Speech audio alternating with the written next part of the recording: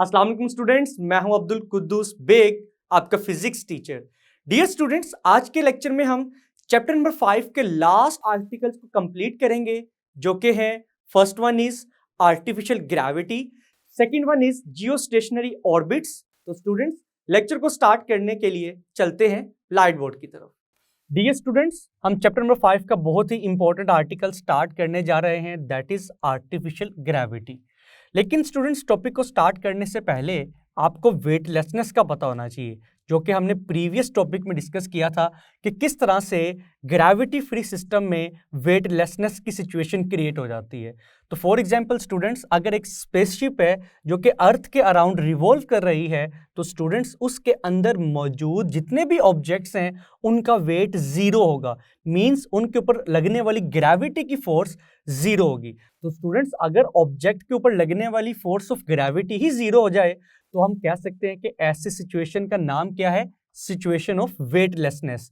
तो स्टूडेंट्स, ऐसी सिचुएशन में जितने भी एस्ट्रोनॉट्स उस स्पेसशिप में मौजूद होंगे उनकी वर्किंग बुरी तरह से मुतासिर होगी, क्योंकि ना तो वो चल सकेंगे ना वो लिख सकेंगे, क्योंकि उनका वेट जीरो है, वो हर वक्त ग्रेविटी फ्री सिस्टम में रहेंगे। तो स्टूडेंट्स, इस प्रॉब्लम को ओवरकम करने के लिए क्या किया जाता है? स्पेसशिप को अपने ही एक्सिस के अबाउट रोटेट करवाया जाता है, ताकि स्पेसशिप के अंदर ज़मीन ही की तरह ग्रेविटी प्रोड्यूस की जा सके, और ऐसी ग्रेविटी को हम आर्टिफिशियल ग्रेविटी कहते हैं। तो स्टूडेंट्स, आर्टिफिशियल ग्रेविटी को हम किस तरह से डिफाइन कर सकते हैं? आप देख सकते हैं मैंने एक डेफिनेशन लिखी है, और ये डेफिनेशन पूरे टॉपिक को ब्रीफ कर रही है। आप देखिएगा, it is the gravity like effect produced in an orbiting spaceship to overcome weightlessness by spinning the spaceship about its own axis. कि अगर एक स्पेसशिप को अपने ही एक्सिस के अबाउट रोटेट करवाया जाए तो उसके अंदर हम आर्टिफिशियल ग्रेविटी को क्रिएट कर सकते हैं, ताकि वेटलेसनेस की प्रॉब्लम को ओवरकम किया जा सके। तो स्टूडेंट्स, आर्टिफिशियल ग्रेविटी को हमने किस तरह से डिफाइन किया? It is the gravity like effect, same वही ग्रेविटी जो हम जमीन की सरफेस के ऊपर फील करते हैं, produced in an orbiting spaceship to overcome the weightlessness by spinning the spaceship about its own axis. और स्टूडेंट्स, आर्टिफिशियल ग्रेविटी का जो फॉर्मूला है उसको हम किस तरह से कैलकुलेट करते हैं? That is equal to F is equal to 1/2 pi square root G/R। तो स्टूडेंट्स, आर्टिफिशियल ग्रेविटी को हम किस तरह से क्रिएट करते हैं और किस तरह से कैलकुलेट करते हैं? It depends on the frequency of revolution of the spaceship about its own axis, means कि उसकी फ्रीक्वेंसी ऑफ रेवोल्यूशन कितनी ज्यादा या कितनी कम है। तो स्टूडेंट्स, जैसा कि हम अर्थ पर मौजूद हैं, अर्थ में ग्रेविटी की वैल्यू कंसीडर की जाती है 9.8 या अप्रोक्सीमेटली इक्वल टू 10 न्यूटन पर किलोग्राम। तो स्टूडेंट्स, अगर हमें सेम वही ग्रेविटी स्पेसशिप में चाहिए तो स्टूडेंट्स उस स्पेसशिप की फ्रीक्वेंसी ऑफ रेवोल्यूशन उतनी ही होनी चाहिए जितनी के अर्थ की है। नाउ स्टूडेंट्स, अब हम देखते हैं कि इस फॉर्मूले को किस तरह से डिराइव किया गया है। तो स्टूडेंट्स, फॉर्मूले को डिराइव करने से पहले हम एक डायग्राम कंसीडर करते हैं। फॉर एग्जाम्पल स्टूडेंट्स, हम एक स्पेसशिप का इनर और आउटर रिम कंसीडर करते हैं।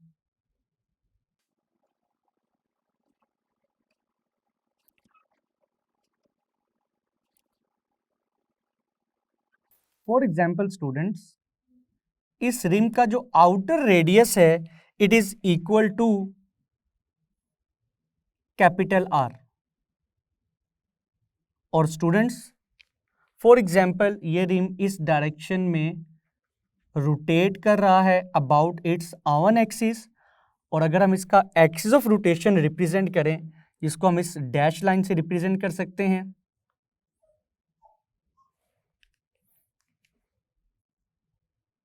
This is the direction of rotation. Now students, अब हम किस तरह से इस फॉर्मूले को डिराइव कर सकते हैं। तो स्टूडेंट्स हमारी नेक्स्ट हेडिंग होगी एक्सप्लेनेशन की।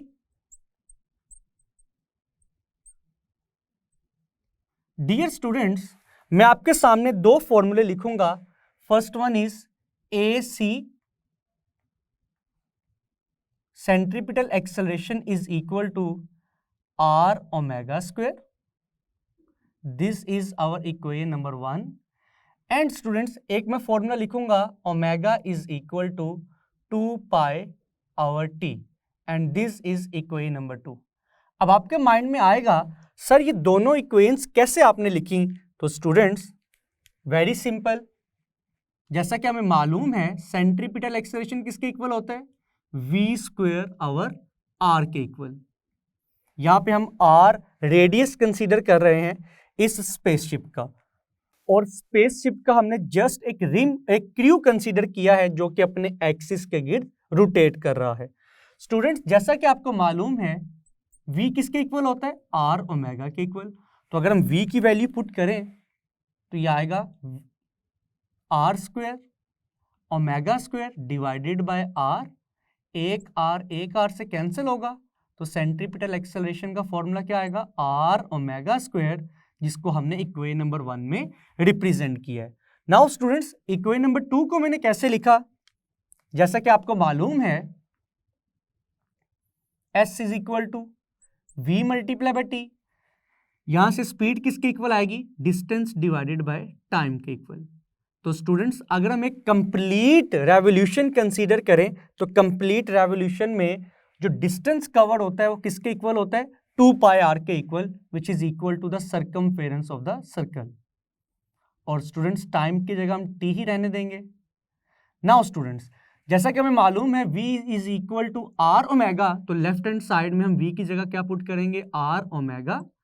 राइट हैंड साइड क्या है? 2 pi r divided by t। तो स्टूडेंट्स r से कैंसिल होगा, तो फाइनली ओमेगा किसके इक्वल आएगा? 2 पाई डिवाइडेड बाय t के इक्वल, जिसे हमने इक्वेशन नंबर 2 में रिप्रेजेंट किया है। नाउ स्टूडेंट्स हम ओमेगा की वैल्यू को इक्वेशन नंबर 2 से इक्वेशन नंबर 1 में पुट करेंगे। हम लिखेंगे पुट इन इक्वेशन 1, तो हम लिखेंगे AC is equal to R, but omega की जगह हम लिखेंगे 2 pi over t whole square. तो students AC is equal to R, 2 का स्क्वायर आएगा 4, पाई का square pi square divided by t square. Now students AC is equal to R multiply by 4 pi square, हम लिखेंगे 1 by T square. Now students जैसा कि आपको मालूम है फ्रीक्वेंसी और टाइम पीरियड दोनों एक दूसरे के रेसिप्रोकल होते हैं, तो हम लिख सकते हैं F is equal to 1 by T. तो स्टूडेंट्स अगर F is equal to 1 by T है तो F स्क्वायर किसके इक्वल होगा? 1 बाय टी स्क्वायर के इक्वल। तो इसका मतलब है इस इक्वेशन में सारी की सारी वैल्यूज एज इट इज रहेंगी, बट 1 बाय टी स्क्वायर की जगह हम पुट करेंगे एफ स्क्वायर। तो स्टूडेंट्स अगर इस इक्वेशन में से हम एफ स्क्वायर की वैल्यू कैलकुलेट करना चाहते हैं तो एफ स्क्वायर स्टूडेंट्स किसके इक्वल आएगा? It will be equal to A C divided by 4 pi square into R. Now students हमें तो सिंपल एफ की वैल्यू चाहिए, तो स्क्वायर को रिमूव करने के लिए we will take square root on both sides.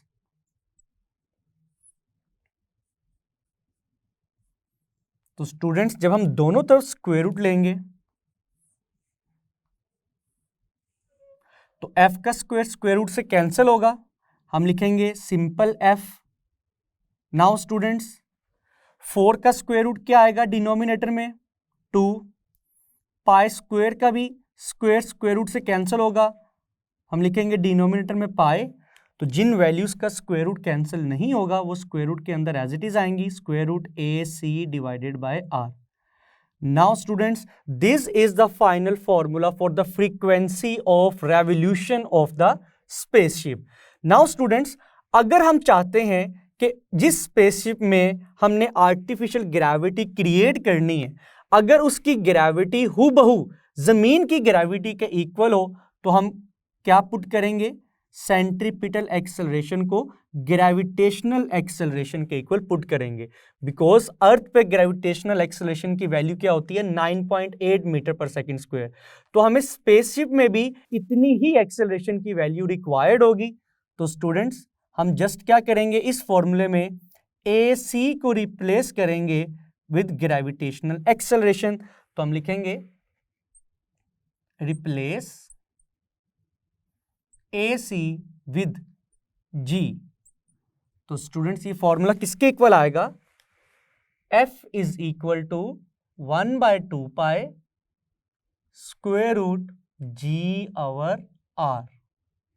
तो स्टूडेंट्स ये रहा फ्रीक्वेंसी का फाइनल फॉर्मूला। तो स्टूडेंट्स इट मींस दैट अगर हम स्पेसशिप का रेडियस चेंज करें और हम जी की वैल्यू चेंज करें, जो हमारी डिजायर्ड वैल्यू होगी उसके मुताबिक हम फ्रीक्वेंसी की वैल्यू को कैलकुलेट कर सकते हैं। डियर स्टूडेंट्स, आज हम चैप्टर नंबर 5 का बहुत ही इंपॉर्टेंट आर्टिकल स्टार्ट करने जा रहे हैं, that is Jio stationery satellites. तो स्टूडेंट्स सबसे पहले हम जियो स्टेशनरी सैटेलाइट्स को डिफाइन करेंगे।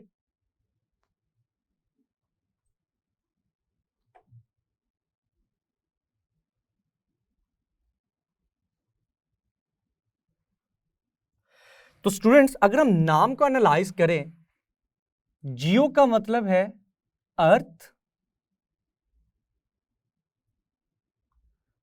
स्टेशनरी का मतलब है at rest.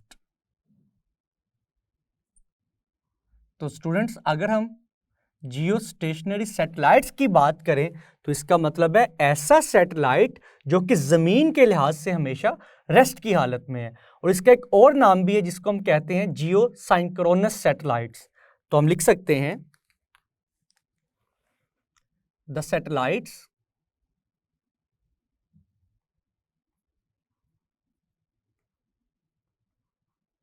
whose orbital motion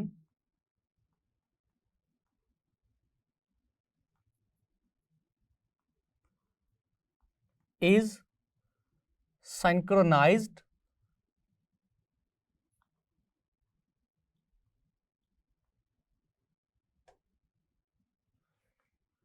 with the rotation of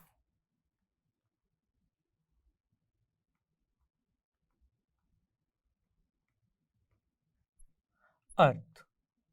और स्टूडेंट्स हम ये भी कह सकते हैं कि a satellite whose relative velocity with respect to earth is 0।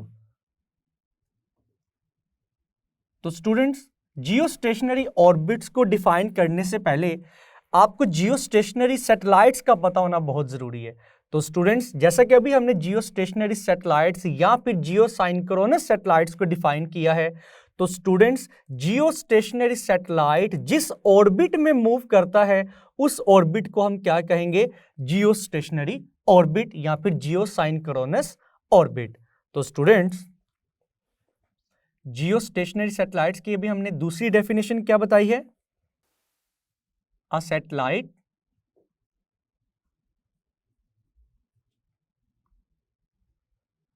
which is always remain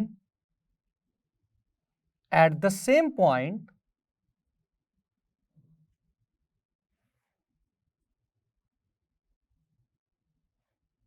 above the surface of earth,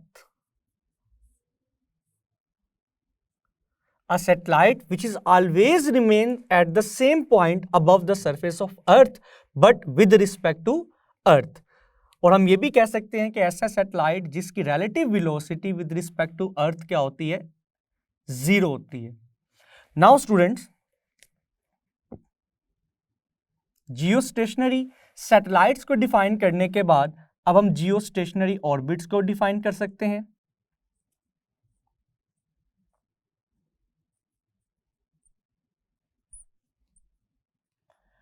dear students, geostationary orbits की definition क्या होगी? The orbits of geostationary satellites और geosynchronous satellites are called geostationary orbits. Now students, हमारी next heading होगी diagram की।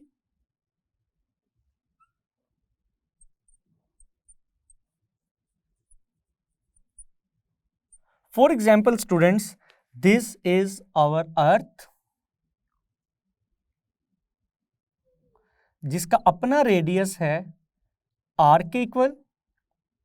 Now students, अब हम different positions पर कुछ सैटेलाइट्स कंसीडर करेंगे जो कि from the surface of earth same height पर मौजूद हैं, लेकिन डिफरेंट पॉइंट्स पर मौजूद हैं, डिफरेंट लोकेशंस पर मौजूद हैं।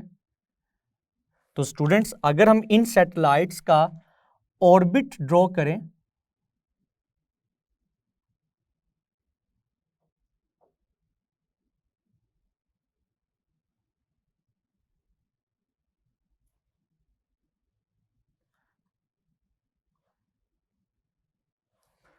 डियर स्टूडेंट्स, अर्थ के सेंटर से जियोस्टेशनरी ऑर्बिट तक का जो टोटल डिस्टेंस है it is represented by small r, और सैटेलाइट की जमीन के सरफेस से जो हाइट है it is represented by h। तो स्टूडेंट्स, हर पॉइंट पर h हाइट हमने सेम कंसीडर की है।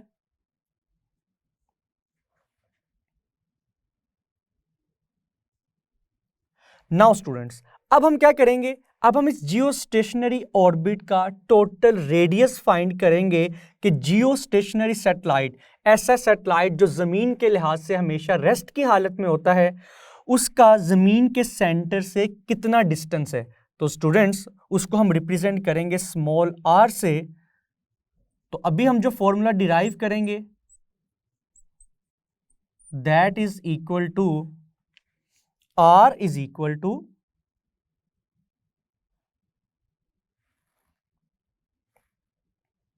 GMT square over 4 pi square whole की पावर आएगी 1/3। नाउ स्टूडेंट्स, अब हम डेरिवेशन स्टार्ट करते हैं। तो हमारी नेक्स्ट हेडिंग होगी एक्सप्लेनेशन की। नाउ स्टूडेंट्स, जैसा कि हमने प्रीवियस लेक्चर में डिस्कस किया ऑर्बिटल वेलोसिटी को, कि सैटेलाइट की जो ऑर्बिटल वेलोसिटी है उसका फॉर्मूला किसके इक्वल होता है? v0 is equal to square root GM over r, और इस इक्वेशन को हम इक्वेशन नंबर 1 कह सकते हैं।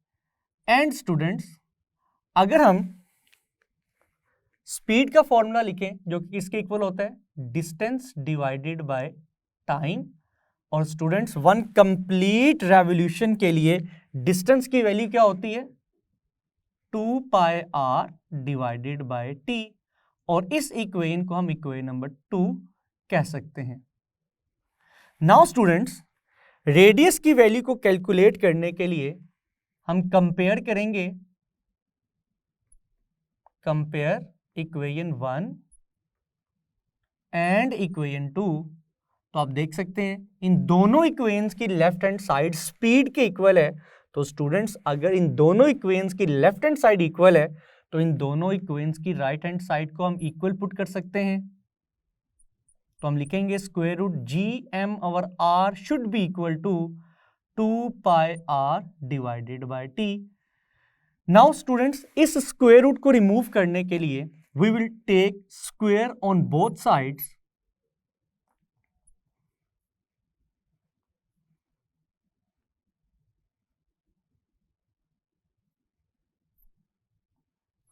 तो स्टूडेंट्स, स्क्वायर स्क्वायर रूट से कैंसिल होगा, तो हम लिखेंगे GM over r is equal to 2 का स्क्वायर 4, पाई का स्क्वायर पाई स्क्वायर, r का square r square divided by time t का स्क्वायर आएगा t स्क्वायर।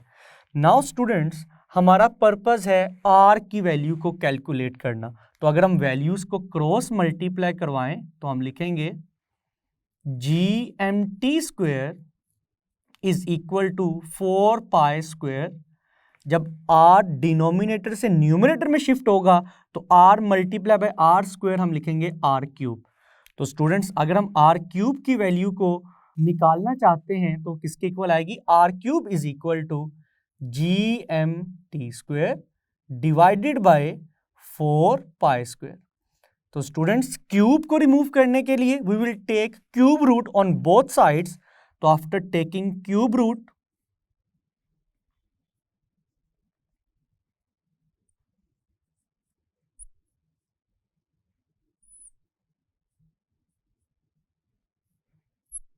तो लेफ्ट हैंड साइड में r का क्यूब रूट से कैंसिल होगा।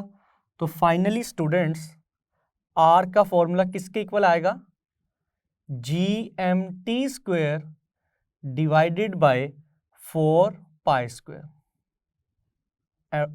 और होल की power 1/3। Now students this is the final formula for the geostationary radius. Means ये रेडियस जियोस्टेशनरी ऑर्बिट्स का है। Now students for a specific geostationary orbit, अगर हम जियोस्टेशनरी ऑर्बिट का रेडियस कैलकुलेट करना चाहते हैं तो स्टूडेंट्स हम इस फॉर्मूले में क्या क्या वैल्यू पुट करेंगे। जी की वैल्यू स्टूडेंट्स आपको याद होनी चाहिए, it is equal to 6.673 into 10⁻⁻11 newton metre square पर किलोग्राम स्क्वायर। और स्टूडेंट्स मास ऑफ अर्थ की वैल्यू क्या होती है, 6 इंटू 10⁻24 किलोग्राम। नाउ स्टूडेंट्स अगर टाइम की बात की जाए तो स्टूडेंट्स जैसा कि हम डिस्कस कर रहे हैं इट इज जियोस्टेशनरी ऑर्बिट, और जियोस्टेशनरी ऑर्बिट किसका होगा, जियोस्टेशनरी सैटेलाइट का। तो स्टूडेंट्स अर्थ अपने एक्सिस के गिर्द अपना एक चक्कर कितने टाइम में कंप्लीट करती है, 24 आवर्स में। तो it means that geostationary satellite भी अपना एक चक्कर कितने टाइम में कंप्लीट करेगा, 24 आवर्स में। इट मींस दैट हम यहां पर टाइम की वैल्यू 24 आवर्स कंसीडर करेंगे। नाउ स्टूडेंट्स अगर हम आवर्स की वैल्यूज को मिनट में कन्वर्ट करें और उसको सेकंड में कन्वर्ट करें तो हम इस वैल्यू को 60 से मल्टीप्लाई करवाएंगे, देन 60 से मल्टीप्लाई करवाएंगे तो हमारा फाइनल आंसर आएगा 86400 सेकेंड्स। नाउ स्टूडेंट्स जब हम ये सारी वैल्यूज इस इक्वेशन में पुट करेंगे तो जियोस्टेशनरी ऑर्बिट का रेडियस किसके इक्वल आएगा, 4.23 इंटू 10⁻⁴ किलोमीटर के इक्वल। तो स्टूडेंट्स इसका मतलब ये है कि जियोस्टेशनरी सैटेलाइट का जमीन के सेंटर से जो टोटल डिस्टेंस है वो किसके इक्वल होता है, 4.23 इंटू 10⁻⁴ किलोमीटर के इक्वल।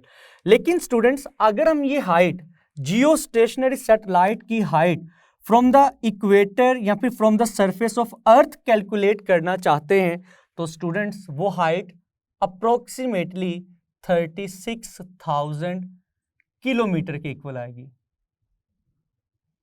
नाउ स्टूडेंट्स अगर हम जियोस्टेशनरी सैटेलाइट्स की एप्लीकेशंस की बात करें तो जियोस्टेशनरी सैटेलाइट्स को हम डिफरेंट पर्पसेस के लिए इस्तेमाल करते हैं, फॉर टेलीकम्युनिकेशन के लिए, फॉर वेदर फोरकास्टिंग के लिए। जिस तरह से फॉर एग्जांपल अगर ऑस्ट्रेलिया में एक क्रिकेट मैच हो रहा है, अगर हम पाकिस्तान में देखना चाहते हैं तो स्टूडेंट्स ऑस्ट्रेलिया में होने वाला मैच पाकिस्तान में किस तरह से देखा जा सकता है, with the help of geostationary satellites.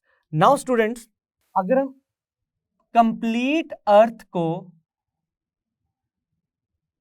Cover करना चाहते हैं with the help of geostationary satellite तो फॉर कंप्लीट अर्थ की कवरेज के लिए हमें मिनिमम कितने जियोस्टेशनरी सैटेलाइट्स रिक्वायर्ड होंगे।